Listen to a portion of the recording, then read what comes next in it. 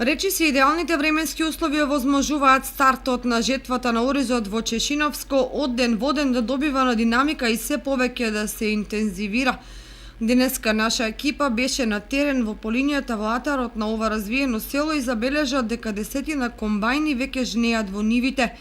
Според количините арпа кои излегуваат од бункерите и комбајните, приносите се оценуваат како надпросечни, а арпата со извонреден квалитет.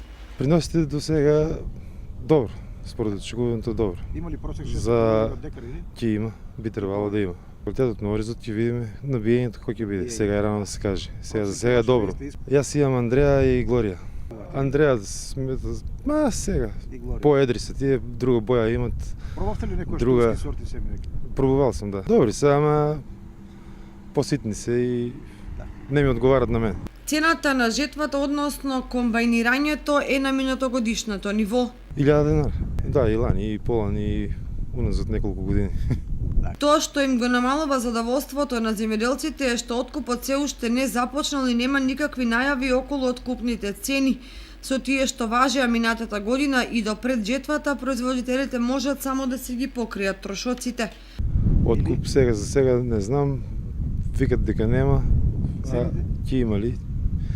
Цените лани беше околу 40 денара Андрејата и Глоријата, другите беа по 35. Ако биде таа цена, не е добро, ама сега не е до нас тоа. Ако има исто како лани субвенции, добро ќе биде.